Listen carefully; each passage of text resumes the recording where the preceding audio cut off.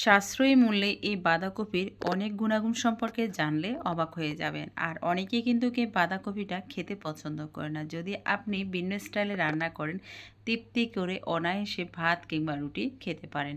আসসালামু আলাইকুম, সবাই কেমন আছেন? সবাইকে ফার্নাস কুকিং হাউজে স্বাগতম। আজকে খুব সহজে একটি রেসিপি নিয়ে আপনাদের মাঝে চলে এসেছে, খুব ইউনিকভাবে।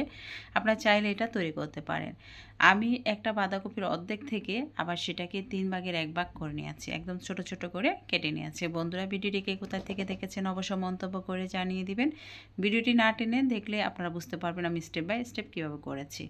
এখন এখানে একটু ভালো করে ধুয়ে লবণ দিয়ে এটাকে আমি হালকা ভাপিয়ে দিয়ে দিয়েছি, চুলার উপরে বসিয়ে দিচ্ছি। এদিকে আমি কিছু টমেটো কেটে নিচ্ছি।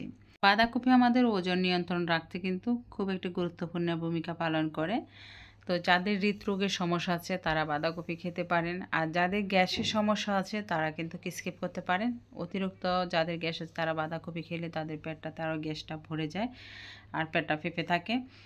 এখন এদিকে আমি 3টি টমেটোকে ছোট ছোট করে কেটে নিয়েছি, আর এদিকে সিদ্ধ আলুটাকেও সেমভাবে কেটে নেব।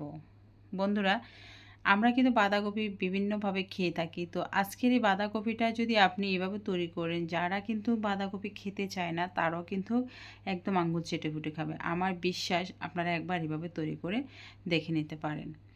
এখন সিদ্ধ আলুটাকে আমি কেটে নিয়েছি। এদিকে আমি ভাপিয়ে রাখা বাঁধাকপিটাকে এখন ব্লেন্ড করে নেব। মিক্সারে আমি এটা কেমনভাবে ব্লেন্ড করেছি, যেটা হচ্ছে যে একদম আধা ভাঙা করে নিয়েছি, একেবারে মিহি করে নিয়ে নেই। এরপর এদিকে দিয়ে দিলাম আমি 2 টেবিল চামচ দিয়ে দিয়েছি সরিষার তেল। তার সাথে আমি অ্যাড করব, আমি এখানে সরিষার তেল দিয়েছি, আপনারা চাইলে এখানে সয়াবিন তেল দিতে পারেন, তবে সরিষার তেলটা দিলে এই রেসিপিটা খেতে কিন্তু বেশ ভালো লাগে। রসুনটা একটু হালকা ভাজা হয়ে আসলে তারপর দিয়ে দিব এখানে হাফ চামচ দিয়ে দিয়েছি আমি এখানে আস্তা জিরা, হাফ চামচ দিয়ে দিয়েছি আমি এখানে কালো জিরা। এগুলোকে 30 সেকেন্ড ভাজার পরে 3 টেবিল চামচ দিয়ে দেবো আমি এখানে পেঁয়াজ কুচি। পেঁয়াজটা একটু ভাজা ভাজা হয়ে আসলে স্বাদ মতন দিয়ে দেব লবণ। এরপর এখানে আমি অ্যাড করব সেদ্ধ করা আলু আর টমেটোটাকে দিয়ে আরও 2 মিনিট একটু ভেজে নেব। এরপর এখানে সাথে দিয়ে দিচ্ছি কিন্তু আমি এখানে পেঁয়াজ পাতা কুচি। এই পেঁয়াজ পাতা দেওয়ার পরে এই বাঁধাকপির ভর্তাটার একদম ব্যতিক্রম স্টাইলের স্বাদটা কিন্তু পেতে পারেন। তো এটাকে আমি 2 মিনিটের মতন এখন ভেজে নিয়েছি। এরপর আমি একে একে আপনার মশলা অ্যাড করব। তারপর দিয়ে দিলাম এখানে কাঁচামরিচ কুচি অ্যাড করেছি, হাফ চামচ দিয়ে দিয়েছি জিরে গুঁড়ো, হাফ চামচ দিয়ে দেবো আমি এখানে ধনে গুঁড়ো, তারপর দিয়ে দেবো একটু মরিচের গুঁড়া, সামান্য একটু হলুদের গুঁড়া 1/4 চা চামচ দিয়ে দিয়েছি হলুদের গুঁড়া। এখানে অতিরিক্ত হলুদ দিতে যাবেন না। এরপর আমি অ্যাড করব, এখন এটাকে আবার ভালো করে মিশিয়ে নিচ্ছি। টোটাল এইগুলাকে আমি 2 থেকে 3 মিনিট ভেজে নিয়েছি। ভেজে নেওয়ার পরে এখন আমি এখানে আপনার পেস্ট করা বাঁধাকপিটাকে দিয়ে দিয়েছি। বাঁধাকপিটাকে দিয়ে এখন আমি সবগুলো উপকরণ আবার 2 থেকে 3 মিনিট একটু ভেজে নেব।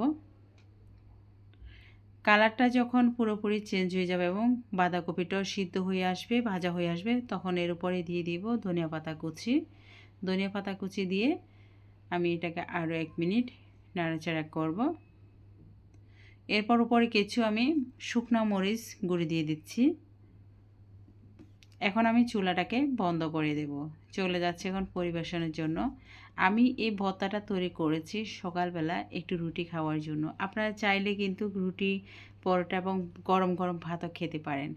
আর এটা দিয়ে তৃপ্তি করে অনায়াসে আপনি খেতে পারবেন। যারা বাঁধাকপি খেতে চায় না তারাও কিন্তু আঙুল চেটে ফুটে খাবে। আজকের ভিডিওটি কেমন লাগলো অবশ্যই কমেন্টস করে জানাবেন। সেরা স্বাদের এই বাঁধাকপি রেসিপিটা একবার তৈরি করে আপনার পরিবারকে তাক লাগিয়ে দিতে পারেন। আর কেউ কোনো দিন বলবে না বাঁধাকপি খাবো না। ভিডিওটি ভালো লাগলে লাইক, কমেন্ট, শেয়ার করবেন। আমার চ্যানেলটিকে সাবস্ক্রাইব করে সাথে থাকবেন। পরবর্তী যে কোনো রেসিপি আপনাদের নোটিফিকেশনে পৌঁছে যাবে।